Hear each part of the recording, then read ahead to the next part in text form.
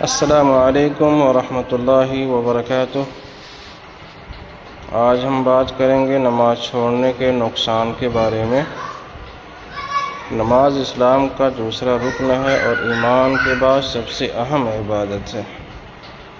رسول اللہ صلی اللہ علیہ وسلم نے فرمایا، نماز دین کا ستون ہے، جس نے اسے قائم کیا اس نے دین کو قائم کیا، اور جس نے اسے چھوڑا اس نے دین کو ڈھا دیا۔ قرآن کریم میں اللہ تعالی نے ارشاد فرمایا، فَوَيْلٌ لِّلْمُصَلِّينَ الَّذِينَ هُمْ عَنْ صَلَاتِهِمْ سَاهُونَ، یعنی ہلاکت ہے ان نمازیوں کے لیے جو اپنی نماز سے غافل ہیں۔ قیامت کے دن سب سے پہلا حساب نماز کا ہوگا۔ اگر نماز درست ہوئی تو باقی اعمال بھی قبول ہوں گے، ورنہ سب اعمال ضائع۔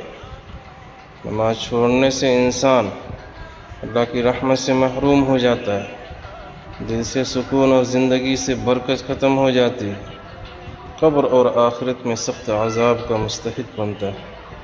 جیسا کہ قرآن پاک میں جہنمی کہیں گے، ہم نماز نہیں پڑھتے تھے، اسی وجہ سے جہنم میں ڈالے گئے۔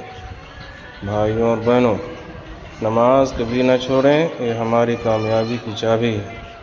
اللہ ہمیں 5 وقت کی نماز کا پابند بنائے، آمین۔ السلام علیکم ورحمۃ اللہ وبرکاتہ۔